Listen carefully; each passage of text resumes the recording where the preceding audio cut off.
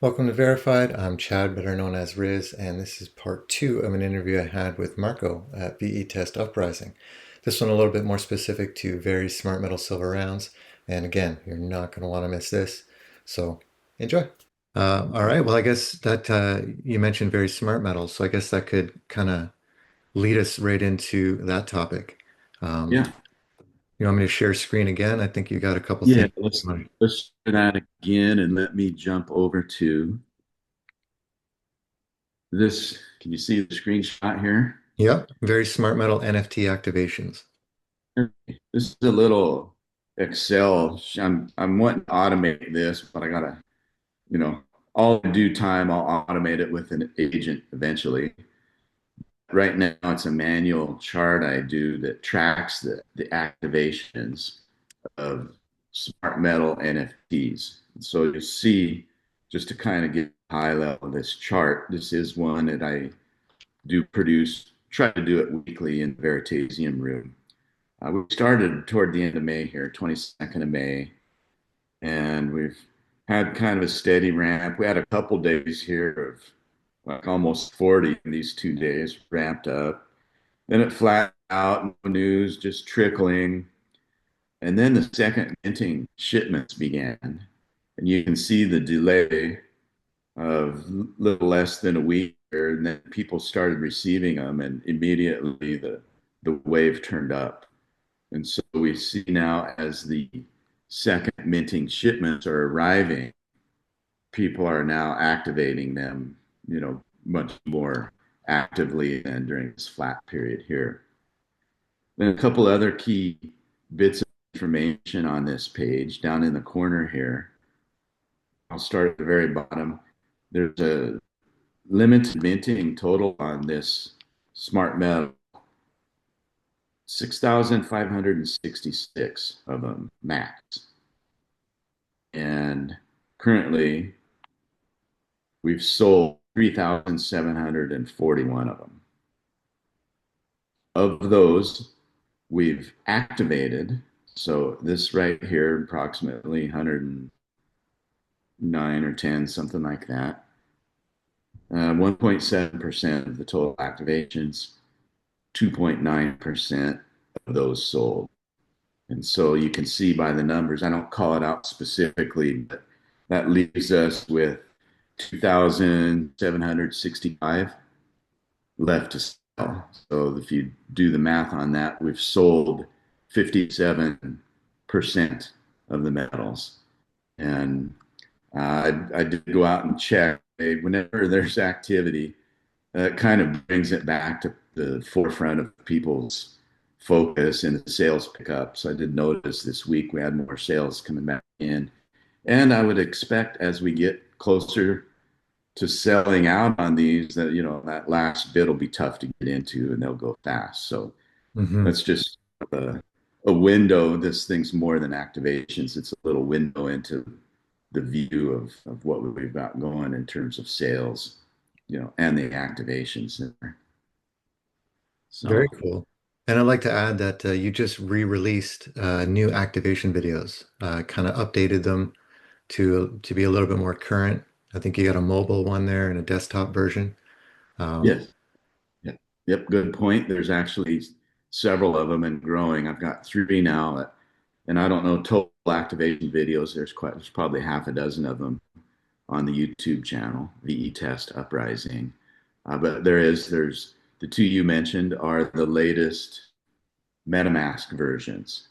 So MetaMask kind of changed their approach with how they select blockchains for your transaction. And so that helped. We were getting a lot of questions through the support desk on that.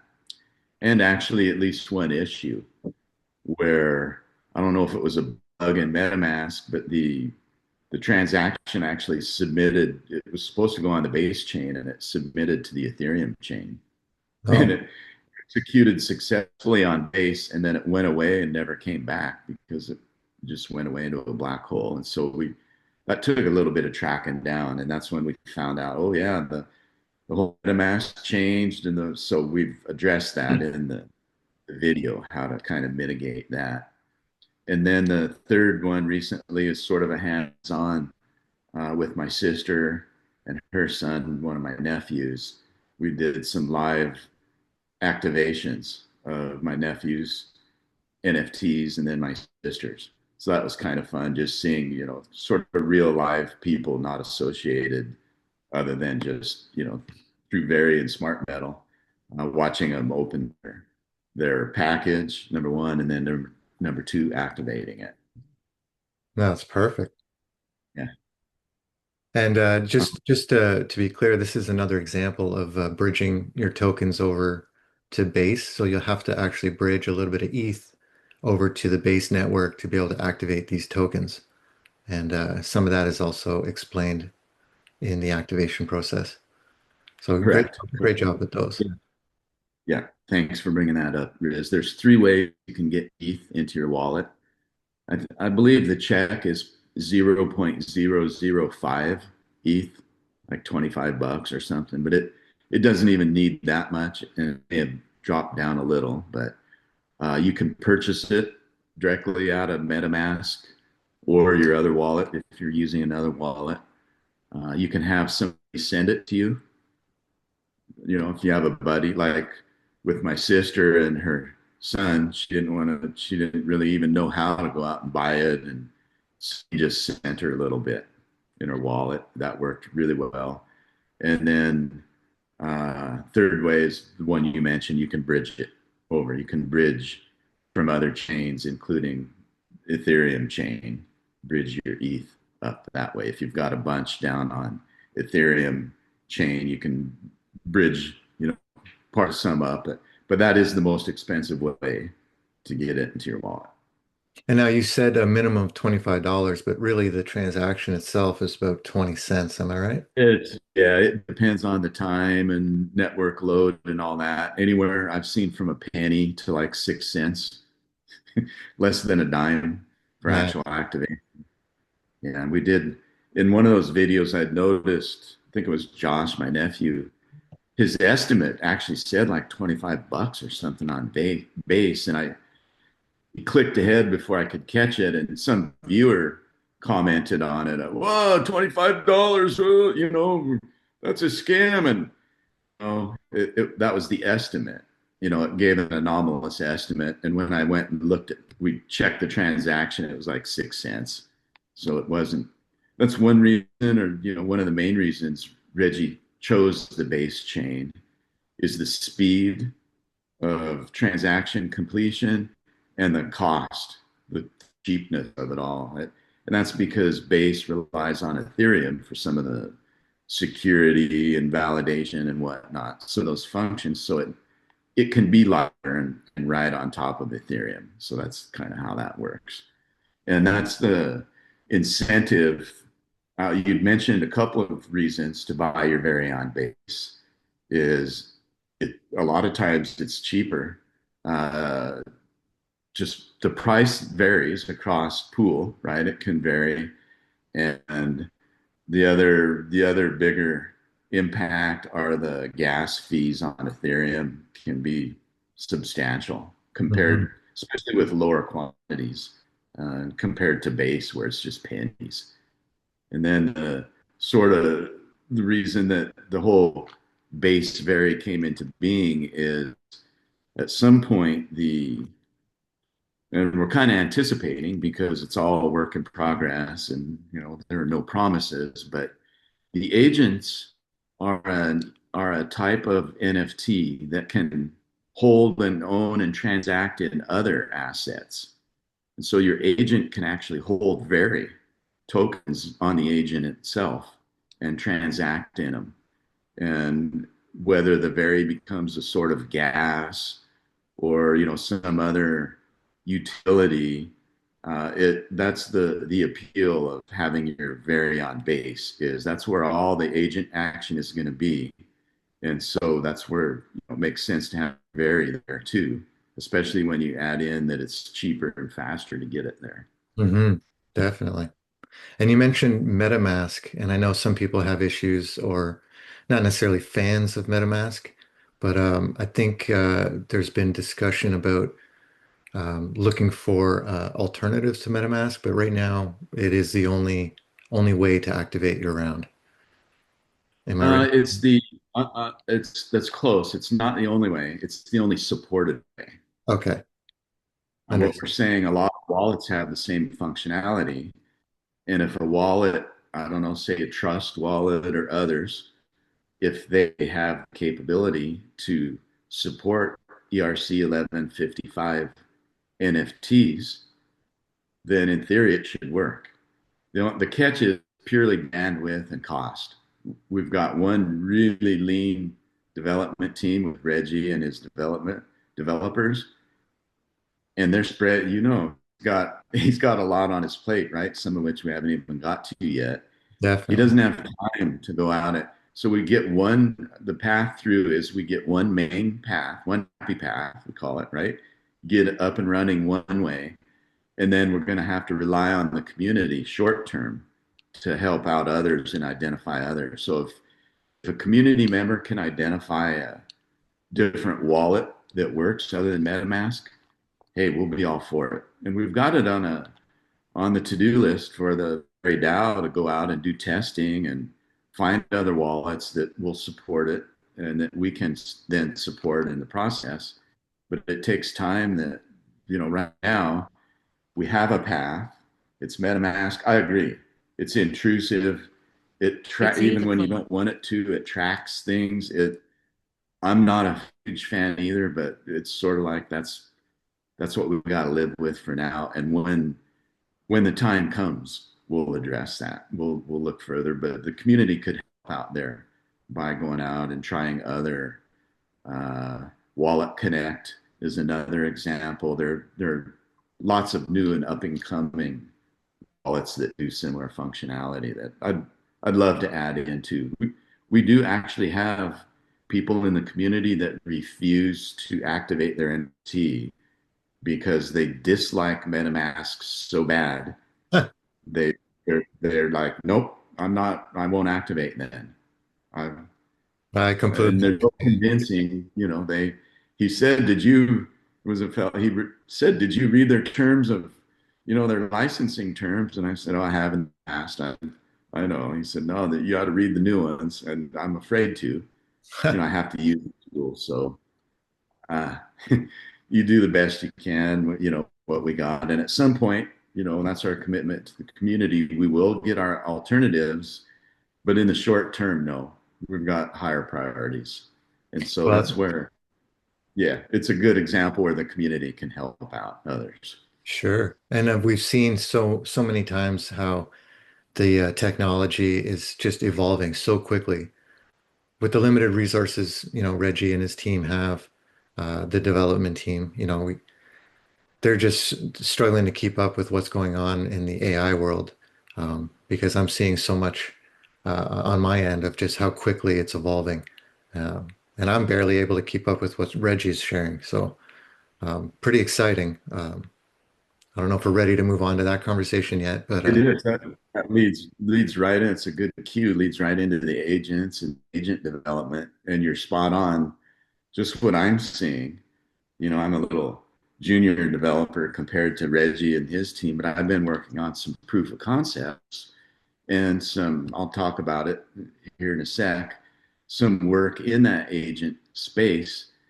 And, I'll just due to workload, I'll have to shift off and do other support tasks or whatever, and then come back a couple days later. And things are different. Things changed since 3 days ago when I was in there working, and I got to kind of catch up and it's incredibly challenging to develop code in that environment. And the very thing you're developing, the platform you're developing on, in this case, Waku, is changing out from underneath you. And so you got to change on top of it, and then that'll drive change for our user community eventually too. That's just the nature of AI. It's people, you got to buckle up and get used to it. That's part of the reason why there's only MetaMask. We're strapped in. We're barely hanging on to that one happy path, let alone multiple paths. and that brings us right to a post. Actually, I'll just share my screen here real quick. Uh, I actually did a video not long ago talking about Reggie did a video with one of his developers, just kind of off screen there because he didn't want to share them on screen, talking about the evolution or the next updates of the AI agents, basically suggesting that you could trade here. This is an updated post, but it does talk about digital to digital or digital to physical and being able to do these trades on or off chain. So without the need of blockchain, DLTs, or even a currency. So this is a previous video, and then I did a video on that, and then shortly after that video, Reggie released this post here. So maybe I can backtrack. This is actually the one of the original posts. This is kind of a summary of Reggie's post, basically suggesting that the technology Reggie's working on, should you want to or not, you can actually do a trade without blockchain or DLTs, basically just using your cell phone signal as an example. And this is bringing us to the Waku app that you just discussed. So essentially, this is kind of a brief summary here. I'm not going to go through it because I already made a video on this. But shortly after I made that video, Reggie released this post. So I am going to go through this real quick. And here he says, pre-alpha peak, agentic economic computing, value transfer lets Veritaseum Inc. silver round buyers and sellers autonomously barter value P2P. And this is here digital to digital or digital to physical. And this goes back and forth. So you could actually go physical to digital. And then agents coordinate via Waku and settle with HTLCs on or off chain via Veritaseum patented technology. And then he shows here a screen of the, I guess, the interface here of the Veri value transfer. Um, Very similar to what a MetaMask could look like. And this here looks like your smart contract where you would enter in your details of what you want to offer, what asset you want to use in exchange for, basically just kind of creating your little smart contract. And this looks like it'll connect and send it to Waku, which, from my understanding, is kind of like a messaging app. And this is going to help connect you with your buyers, actually your agents. You're not really going to be doing much of anything except for setting up your contract. Your agents are going to do all the work for you. So this is my understanding. And again, this is moving at hyper speed. So I'm sure this is going to update again. So he added to this saying here how it works. High level agents create and accept signed offers, coordination via Waku P2P, and settlement via HTLCs, which from my understanding is kind of taken from the Lightning Network or an example of the Lightning Network with blockchain optional. BTC and Base for crypto or off-chain methods for physical delivery, non-custodial verifiable receipts. And then non-custodial here, this leads us into the discussion that we had earlier about counterparty risk and how your assets don't actually leave your wallet until the trade is ready to execute. So that's just kind of a little refresher or an update to the last video that I made, which I should share actually because it is a pretty interesting video. Let's see if I can find this is what the video looks like here. You can find this on my YouTube channel at SovereignRiz, and it kind of takes us through digital barter, AI agents disrupting blockchain and DLTs without a currency. So that's kind of a quick little update here in a nutshell of kind of what Reggie's working on. Pretty exciting if you ask me. Um, I don't know if there's anything much you want to add to that.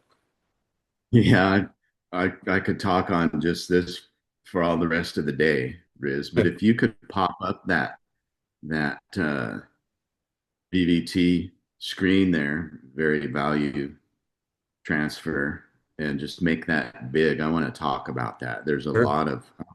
Can you? I don't know if you can even expand it Let's see what I can do bigger. here. No, it's not going to let me expand it any more than that, unfortunately. So there's some concepts here that you went over that it's going to take people a bit to kind of let this percolate down into their consciousness and understand. But in this P2P world, basically what you're doing, I equate it to a limit order. What we're going to, we're putting out an offer here that basically the first iteration of this, the baby steps, will be to swap the four assets that you talked about. And that's ETH, Veri, USDC, and wrapped Bitcoin. And what you'll essentially, the function of this is you'll go out and put in what in today's world would be called a limit order. I want to, I want to put an offer out here to sell my wrapped BTC for a certain amount of Veri. And then you can put in the title and description there, and you post it out on Waku. And Waku's the communication layer that kind of ties all these P2P entities together. And it's really exciting, the digital to the physical aspect. What it's really behind the scenes, there are three kind of modes. There P2P is person to person. So I could put an offer out here to sell some Veri or sell some Bitcoin in exchange for Veri. And then Riz could come in and take that. I made the offer, I make it. Then Riz can take it. He can come in and say, well, heck yeah, I'll take that deal and take the other end of the swap. And it comes together over Waku for that duration of that swap, and then it's gone. And that's a P2P example. You can have a P to an M. You can have a person to a machine. You can have an agent acting like a person on the other end. Some of them are so good now you can't even tell that it's a machine. You just assume it's a person. It's talking to you, it's interacting with you, etc. And then probably the ultimate where we're going to head is machine to machine. We'll have our own agents acting as machines. We'll have very DAO agents acting as machines out there interacting with all the other machines people are putting up and platforms. And eventually it's all just a bunch of machines self dealing with each other, however, within the limits you put. So similar to permissions discussion we had earlier for your agent, you could say, well, here, Mr. or Miss Agent, I'm allowing you to spend this amount of assets, but no more, but under these rules, and go out and do your thing. And it could just be out swapping 24/7 within your rules and just delivering the gains to you, right? It can be whatever it is doing. And so the first round he's using as implementation does use the blockchain because the tokens have to settle on the blockchain. Mm-hmm. And that's the HTLCs. That's the hash hash time locked contract. So that plays right into the patents. You want to see how that goes. He's building is directly off of his patents. And so his patents, this is what they look like when you build your patent and it becomes real. It starts to come looking like this. And so the actual look and feel of this can be different. I started a proof of concept to build one that looks similar to this that we can use just so I can sort of simulate interacting with the agents that Reggie and his development team will put out because we don't have them yet. So I have to even simulate my own environment to see if I can exchange a communication with it. And then in this realm, you had talked about Waku and Waku being the communication layer.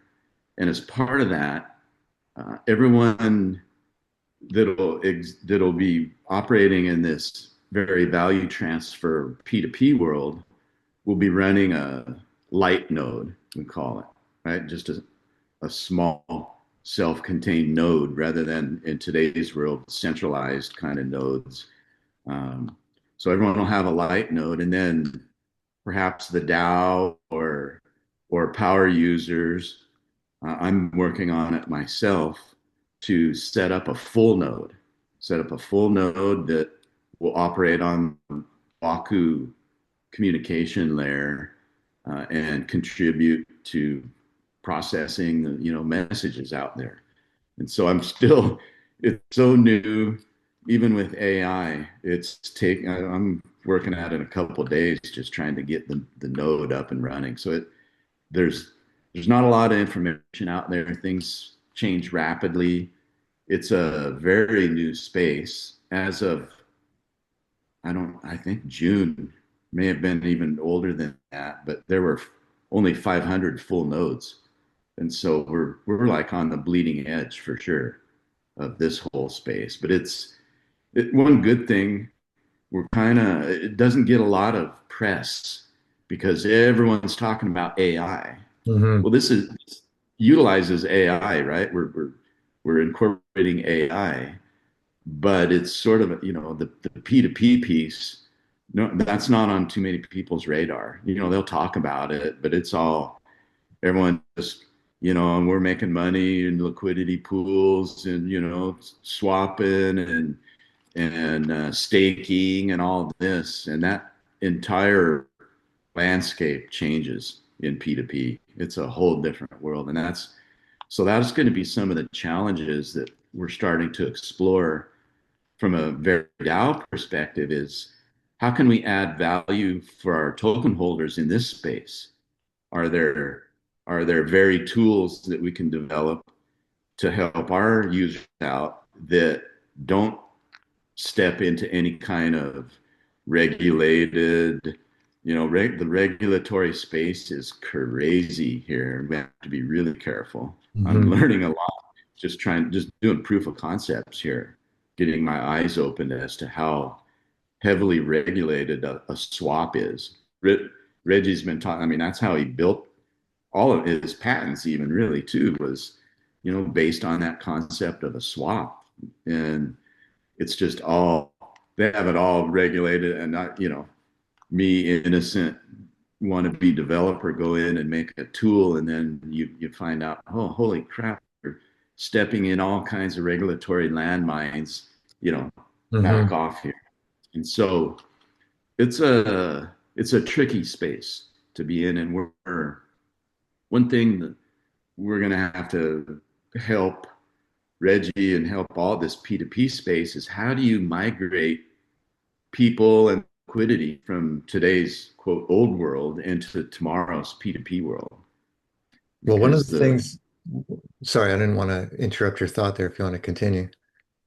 I was just going to say the liquidity pool concept doesn't exist Hmm. as it does today out here. It's an entirely different paradigm, and that's our opportunity right there. Yeah, I wanted to add to that because you brought up something that I asked Reggie about, and that's actually negotiations. So I believe that the Waku layer will actually allow you or your agent to actually negotiate instead of just throwing up your order, your limit order and waiting. You could actually negotiate with either a buyer or a seller uh, to work out a better deal that's good for both of you. And in addition to that, there's also the swarm aspect of how, and I believe this is how the Vader used to work. You would know this better than I, but basically, the exchange contract would only exist for a few seconds to facilitate that trade, and then once that trade is done, it's basically disappears and it's destroyed. So there's actually no physical way to hack it. And even if you were able to hack it, all you could do is actually do what it's meant to do and trade that asset.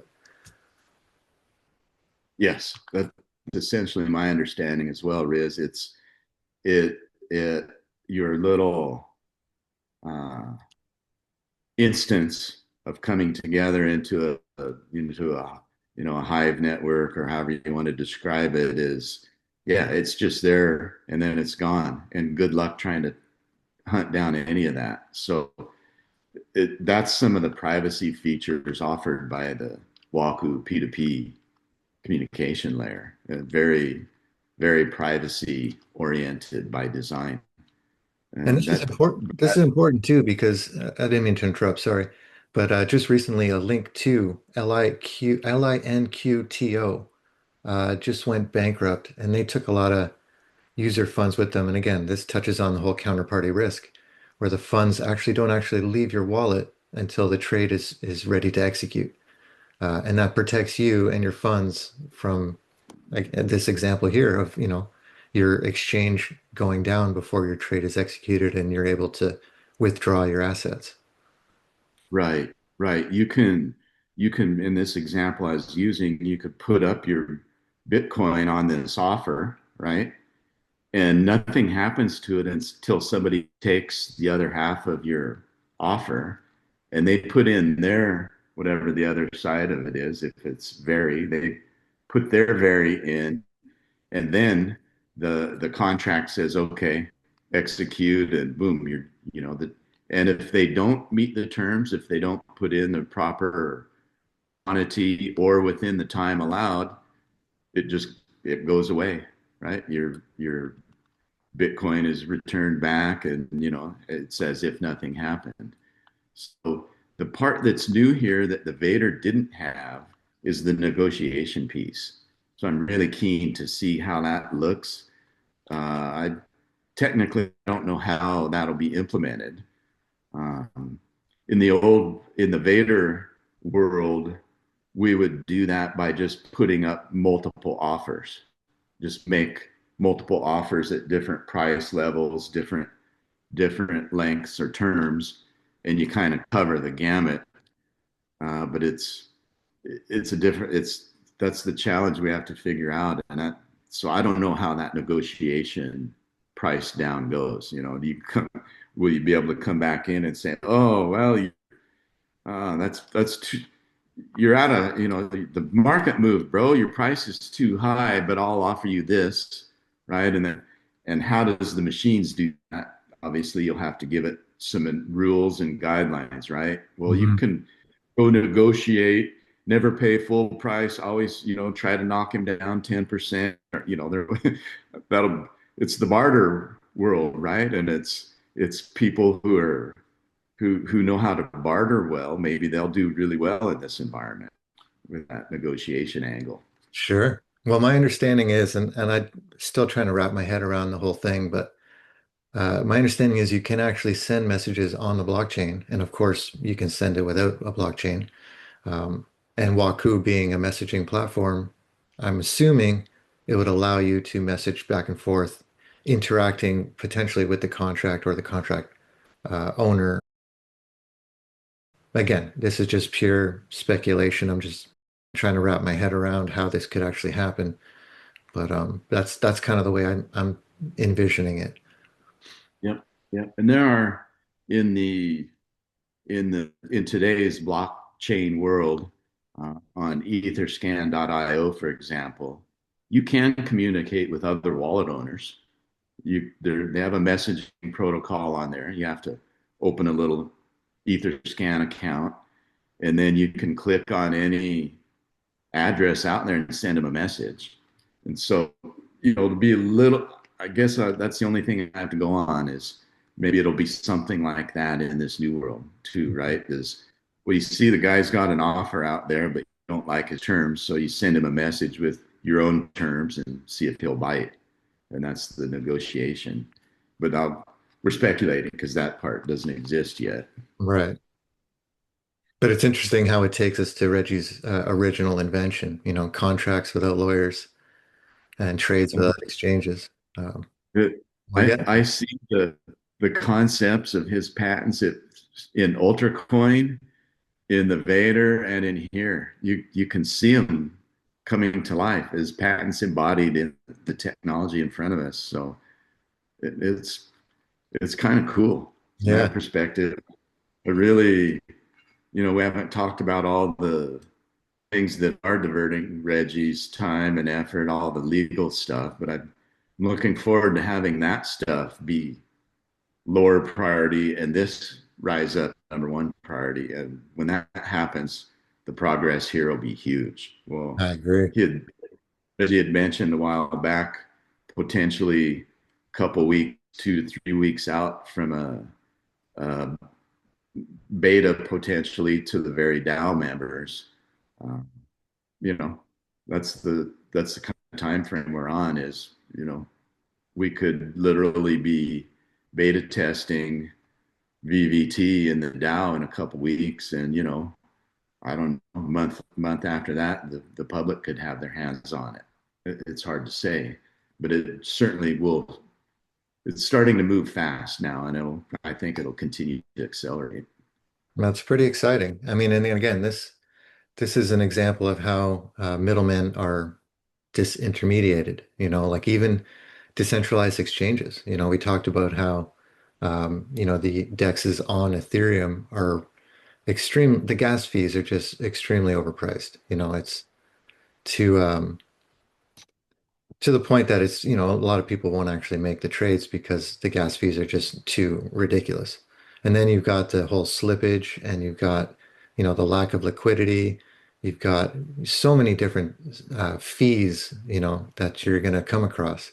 And this just helps kind of remove that friction and cheapen the fees dramatically. Yeah, In this scenario, P2P a lot. Oh, sorry. no, no, go on. I was going to say P2P world.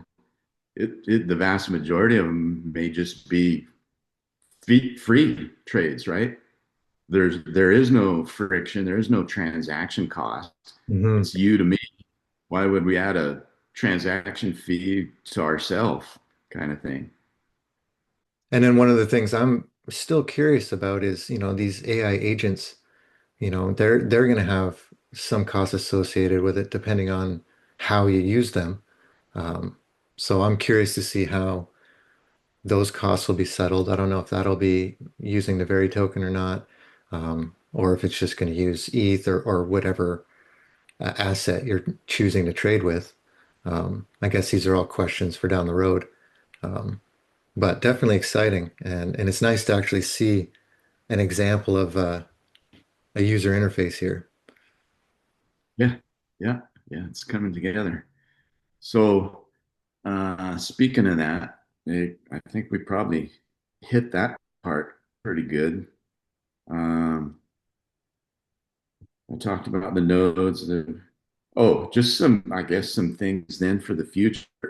We've talked about in previous verified podcasts about some example use cases, like the pay bills use case, which I still have that on my list, right? When agents go live, I want to develop that concept out to have, agent or maybe it's a family of agents that just does all that for me, offloads literally 98% of my bill paying effort every month, and gives me warnings when things are, going wrong, or, whatever. Um, yeah. So that's a good example. There are others that we do in the very DAO today that would be beautiful for this. Uh, for example, Yak and Liam are doing heavy legal research, doing these gigantic uh, AI queries that Liam puts together, the multi-stage things, and then Yak has to give his input, and they go back and forth. And it can take days to work through something like that. Where if you have your agents in place, they do all of that. They're doing all that legal work. Maybe down the road, the agents are just 24/7 out looking for infringing entities, identifying them, noticing them. Hey, we've detected, here's how you remedy this, auto everything, Everything's end on to GitHub. Yeah, everything's on GitHub, so it'd be super easy for it to actually be executed. end. There's some advantages there, sure. Private GitHubs, make it challenging, whatever, but you can kind of envision it almost has to be that way, because pace of change, and with the foundational level of his IP, there's literally millions of infringing parties potentially out there. There's no way you can do this thing manually. It's Mhm. literally you would just have to cherry pick the top biggest ones and do it that way and let all the others slide, right? Or hope for honesty out in the community of, sort of like self checkout. You just rely on them. Oh, I'm infringing. I need to cut a deal. This would, maybe the first agents are kind of nice, right? Hey, I don't know if you know about, IP and patents, but here's what's happening, and just kind of gently push them in the right direction, and then all the way up to however aggressive you want your agent to be, right? Well, this goes right into the whole notices, right? So even for your bills, you get a notice of, your monthly statement or whatever it may be. It's all, relative. It's almost the same stuff, And again, we talked about the speed of technology, and this, leads into the future of PPE, the proof of productive effort. You talked about patents, but this could you know, encompass much more than just patents. This could solve many problems. Yeah, yeah, it really is.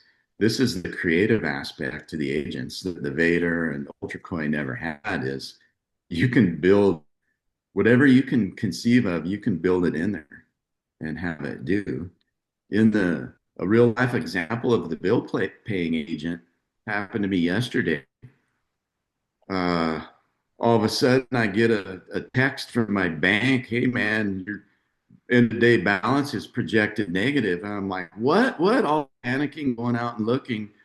Well, somebody submitted however it worked from their end, the auto bill pay thing went in twice and it Oh, deducted a big payment twice and it jacked it emptied it.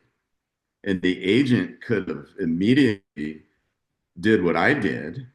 Well, first I tried to stop it, and well, by the time I found out, a couple hours later, it was too late. It already cleared through. Oh, then I was limited to, well, I have to come up with money fast, or I'm going to start bouncing, some bills here. And so, well, I go sell an asset. I went out and you sell a token.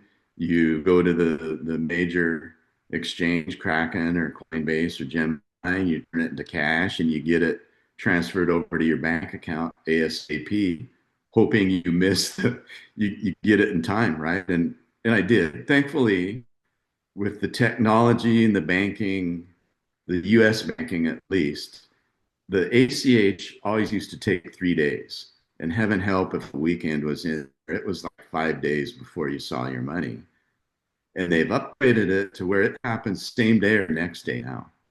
ACHs with my bank are dramatically improved, and that saved me, right? I went out, so the agent could have did all of that without me even knowing. It could have been keeping me informed with status.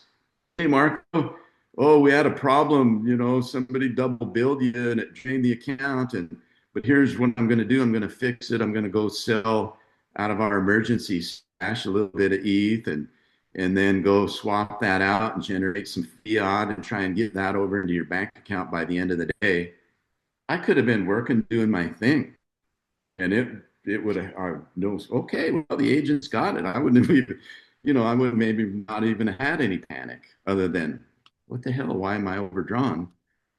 But it's an example of how, and this could happen by the end of the year. hmm We could be, Well, you actually mapped out a kind of a chain here. You said, oh, if I have to sell my asset, first I got to sell it or swap it. Then I got to transfer it over to Kraken or some other exchange to transfer it to fiat. And then from there, I got to transfer it from that exchange to my bank. And that whole path creates fees on every level, right? every stop along the way. I was looking at it just every time I do it, I shake my head at how much they scrape off hmm from the very first swap and the transfer and the bridge and the freaking sell into fiat and OMG, what in Yeah. the heck? I, yeah, that little experience cost me all that overhead cost me real money just Hmm. to avoid unreasonable bank overdraft fee that shouldn't have been there in the beginning, right? Their technology should have detected, hey man, you have an exact thing from the same vendor, the exact payment on the exact same day. You better flag that. This looks like a dupe. It just shoved it right through. It just shows how outdated the banking industry really is, uh, and how much we can improve it with, this technology. Right, Even just taking out all these individual fees and transactions and streamlining it. right. And the headaches of each step. It took me the better part of a day. Hmm. Not all working, but waiting, right? Waiting for ETH to get there, waiting for, the right number of transactions before they recognize it. It's ridiculous. And the overhead of just having to do all that, it was really unnecessary. And Hmm. then take it to an even further degree, we can, at some point, you eliminate the bank. We're just operating, we'll just use USDC and send that Hmm. in instead of trying to go through the whole ACH or wiring it over. I mean, wiring money's almost dead now. That was such a dumb thing to begin with. But that there's two advancements I can count on my hand that the banking industry has made in my life. One, the ATM. Two, now I can move money almost within a day, but they still cost way too much and there's still too Yeah. much friction. And all of that can be, has been solved with crypto. And so the agents, yeah, that's the missing piece is the quote money piece. The blockchain solved that, right? The funds transfer and all that, the double spend. Now the human intervention. Now that's the piece where there's nobody's going to get laid off from this part of the AI except us. We'll free up more time and go fishing or do whatever, right? Instead of Exactly. chasing down why the hell my bank is overdrawn and I didn't, it should have money in there. When I should have been working on agents yesterday, I was doing that. Well, this is another example of, Reggie talking about how, blockchain for the most part really isn't very decentralized at all. We've got all these intermediaries or middlemen, taking their cut, whether it's a decentralized exchange or a centralized one, it doesn't even matter. They're just titles, in my opinion. And then, of course, we got Reggie's distributed, which is a lesser known or lesser understood aspect of this whole kind of taking us back to the whole swarm agents again here, where, we were actually dealing peer to peer instead of peer to exchange to peer. So there is actually no middleman in the whole distributed world. Um, And what better example this yesterday real life thing? I would have saved big fees and I'd have saved hours worth of headache and the mhm. peace of mind would have been a lot better, right?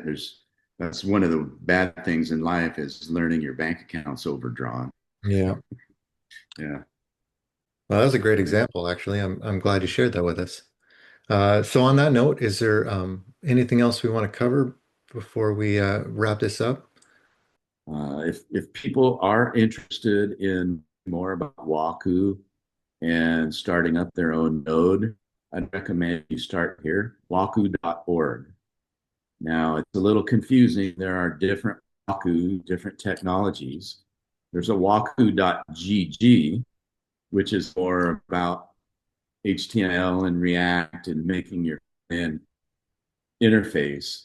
This is waku.org, has to do with the privacy uh, censorship-resistant protocol. So that if you want to learn about it, that's a good place to start.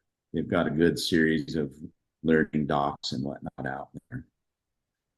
Just to reaffirm back on Veri now, switching over to there to circle back the two key things off of the veridao.io page. I want to highlight again the headset icon for support. This is where you're going to go access our knowledge base and search for contract addresses, things like that.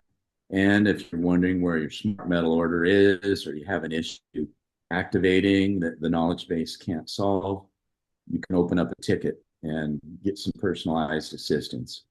The other item on this menu is smart metals. So if you haven't come out here, I would recommend people come out and just read the sort of the backstory on how smart metals came to being, what they are. I had a friend yesterday I introduced to him. Oh, uh, actually, it was my youngest brother. I told him about it, and he's like, "Oh," so I sent him over here to learn about it.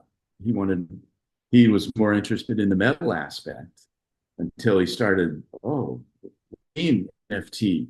So I said, no, go in here and read through it. And then I sent him over to Riz's Twitter, his X feed, and you can look on there and get more information, whatever. So that good backstory here. If you are convinced that you want to come in and acquire some, not just for the metal, but also for the NFT and access to the coming agent, then you would want to just click that order now, and that'll bring you up. Like I said, there's 2,765 left. They're ramping up again, so those will probably go fairly quick, especially once agents go live. And And for then those new, finally, before you go on, sorry, Mark, for those that are new, that button, the Order Now button, will actually take you to Quantum Metals. And Quantum Metals is actually the only licensed dealer for the very smart metal silver rounds. Just so you don't think it's a scam here, this actually is a legitimate dealer handling all our orders for the very smart metal silver rounds. So thank you again, very Quantum good, Metals. very Perfect. good point.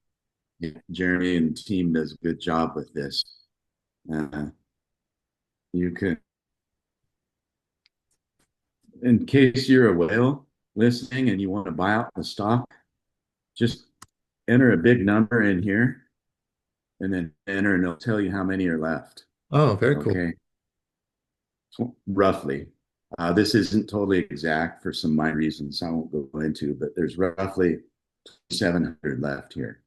So if the whale wants to buy 3,000, they're already out of luck. So just a plug for Jeremy and his metal site. And just one more And then, note here. If you are interested in buying these smart metal rounds, you can actually do so with crypto. You just need to reach out to Jeremy directly. You can see the contact there in the top right. Just send him an email and he'll help you walk through the process. yes.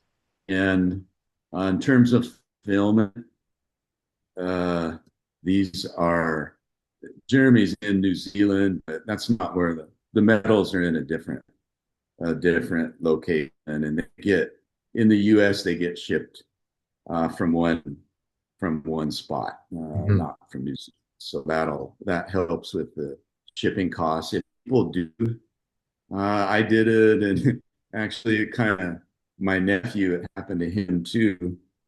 I It's here's 8 o'clock. Here's the scenario. I introduced him to smart metal, and he put in an order. Then he went out and he started researching and studying it and got excited and put in another order. Then he joined the Telegram and X and started getting even more excited and put in another order. And so he had 3 outstanding orders, and he just contacted Jeremy through the Get in Touch here. And Jeremy was kind enough to consolidate his 3 orders down into a single shipment order, saving on the shipping fees Brilliant. because it is precious metals. There's a signature involved. It does cost quite a bit to get them shipped. So that's a pretty good savings there. So kudos to Jeremy for that little function. Just one last thing to kind of remind people along the side, the solutions bring you to this knowledge base with a growing number of articles. What we do is when a Veri community member opens a ticket, if it's something that could happen to other people or could be a benefit to others, we turn it into an article and add it in here. And so you'll see this grow over time. And then the other one here, if the Telegram room X or even the knowledge base isn't good enough, you can submit a ticket and it will show in here. This isn't one we have on hold for a different reason, but it'll pop in here. And we've got several people within the Veri DAO group, including me, who are support folks who come in here and work the tickets off as they come in. So it will come in, your ticket will come in here, it'll get assigned to one of us as an agent, as opposed to the smart metal agents, which, by the way, fresh desk, this is this whole function here is ripe for automation with our smart metal agents down the Hmm. road. But anyway, it'll open a ticket that'll get assigned to us via email, and then we'll respond. And so that's the little piece of it I wanted to highlight there. Well, So thank you for pointing that out, and I just want to thank everybody that's involved in volunteering their time to help everybody here. I mean, we've already mentioned a bunch of names, and there's plenty more in the group that are all volunteering their time. Again, this is completely 100% volunteer based right now. Um, Funds are, going to R&D and helping Reggie's legal defense fund. But yeah, everybody's, donating their time to help with this effort.